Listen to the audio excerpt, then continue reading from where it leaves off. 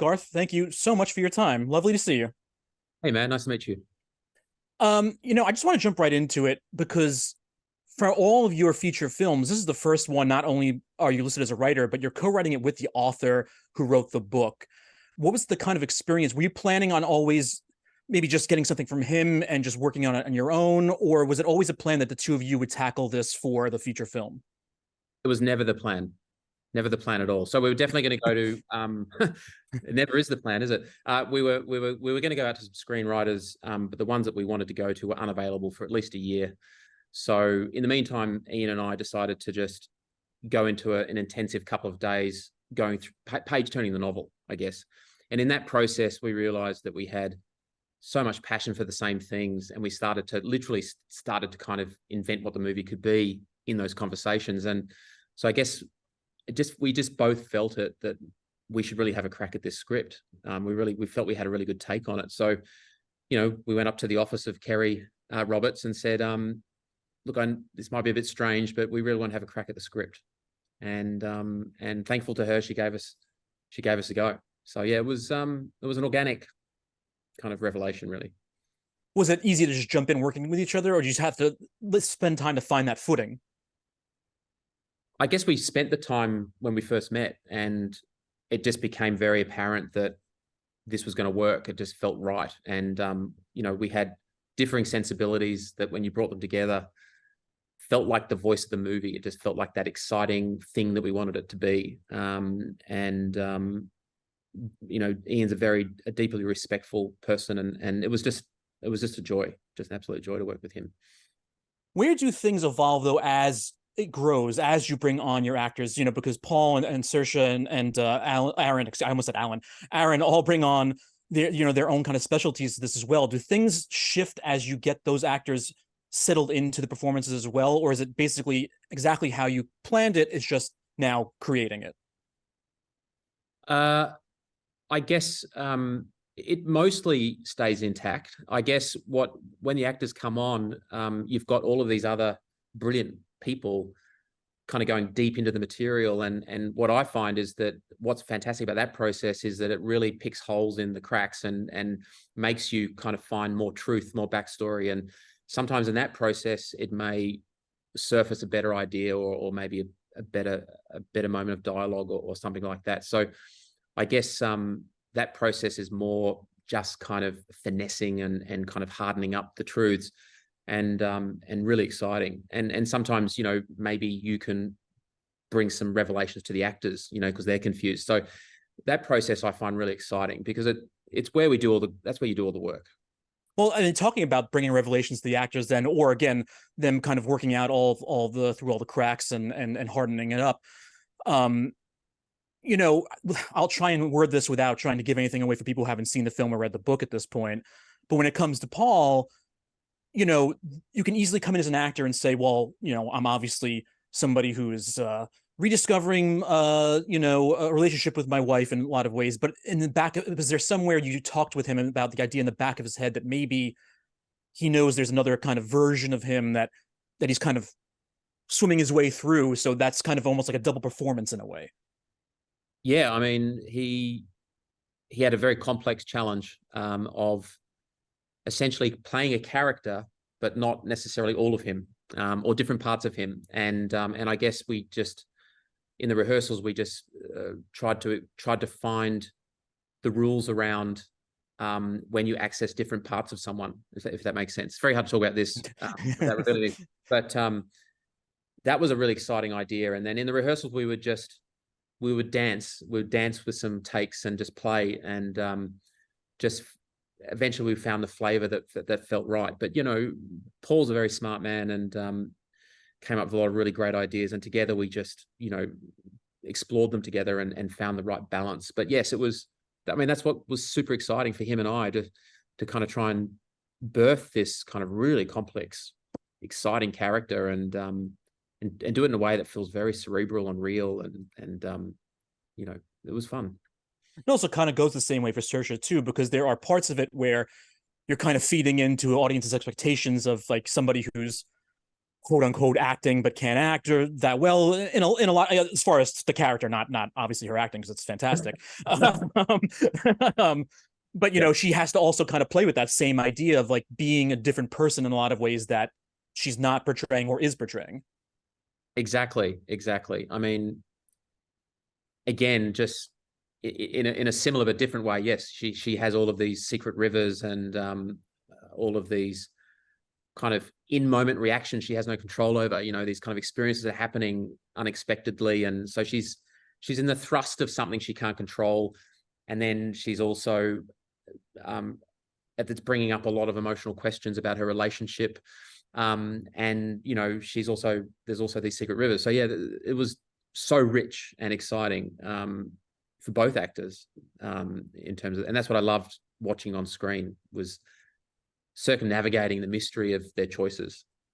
But it's also, I think it's funny too when you come to Aaron as well, because a lot of ways it's kind of going in the opposite direction for him, in my mind at least, because sometimes it feels like he's pouring on a little thick later on in the film, and it's like it's almost meant to make you feel a certain way of whether you want to trust him or not, but you know something's going on, so he kind of gets to go in a slightly not opposite direction but a slightly different direction with his portrayal.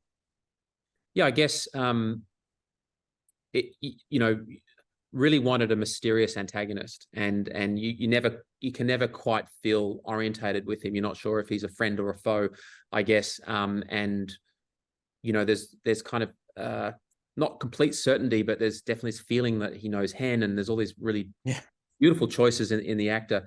But I guess over time he becomes more and more comfortable being in their lives, and I guess when people become more comfortable, their real personality starts to come out. So there's this lovely blossoming, and we see more colors and more shades of Terence as we go along. So yeah, it was really exciting to kind of map out his journey as an actor for that character. It was really exciting. You know, I often try and stay away from what I consider silly questions in my mind, but I have to ask now because it's funny, because Paul is much more than just three movies. Or three performances, we'll put it that. But I think a lot of people after Sun became a little more aware of him than they may have been. And then with both with Foe and All the Strangers here at New York Film Festival, it's like kind of like three tentpole things we see him in. And I often go to that idea of like, you know, the internet videos, which is like, you know, Tom Hanks is always pissing in movies. Tom Cruise is always running in movies. Now, Paul Mescal is always kind of drunkenly dancing with themselves in movies. Are you happy to have added to that pantheon a little bit?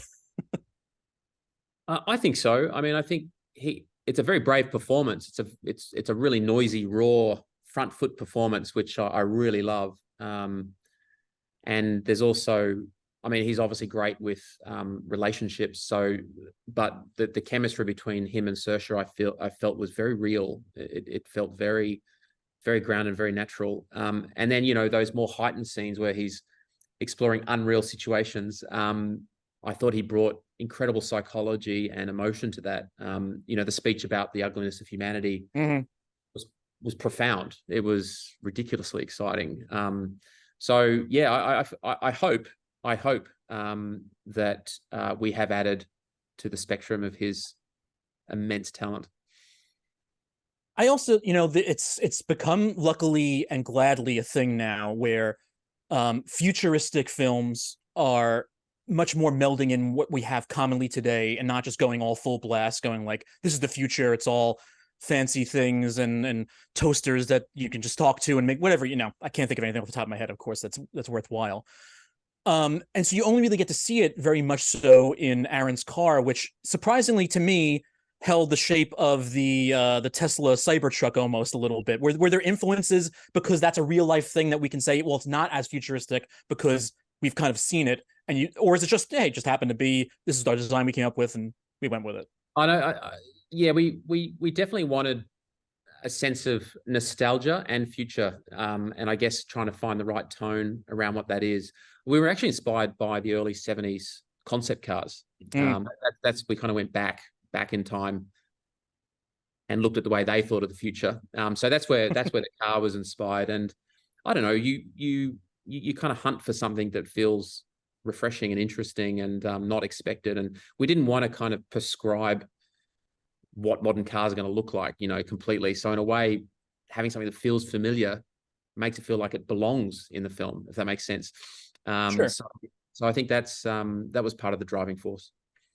And also location wise too, like I think we've all gotten so mixed up now as audiences, thinking about practical versus digital, and a lot of the things. But everything for the most part in this film, as far as it felt like you were in that specific house, like you found this deserted house in the middle of nowhere, and then you were actually inside of it somehow. Compared to, I mean, in a very way may very well may have been cutting into a stage. I don't know, but was that all kind of one location, surprisingly, or no?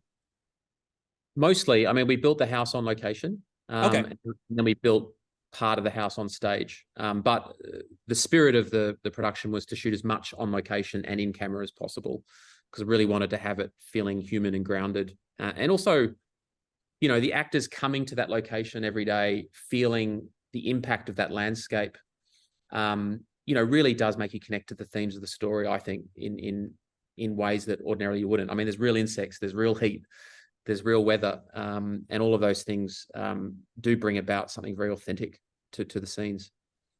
And just to clarify again, because I sometimes hear it, when you say you built the house, you just built the frame and then everything else is on a stage after, or like somebody went crazy in production and actually built a whole house? No, we built a complete house. Okay, Yes. everything. Got it. Yeah, that's fantastic. I mean, I know it happens, or still happens, I should say, but it's just so surprising to hear nowadays, and it's refreshing to hear that that is still the case. It was beautiful, and there's nothing better than walking into an environment with a relationship to the outside, and that's where everything comes to life. You're not having to imagine anything, and yeah, I mean, it was incredible, beautiful workmanship. Was everything that was filled in the house then bought in by production, or is this something where you every kind of bought something personal to it? There are pictures hanging around of people's families that happen to be on the crew and or the actors or yourself even. Look, Patrice Vermette, obviously brilliant designer. So everything was thought through very, very seriously. So the whole logic behind every picture in that house would have been thought about, and it was a long process. So yeah, we had to make a lot of choices around technology in the house, what sort of family heirlooms exist. I mean, in a way, the house is symbolic of what Junior's holding on to, the family generations, and things like that. So all of that nostalgia was critical to the story, but just getting it right was a very thoughtful process.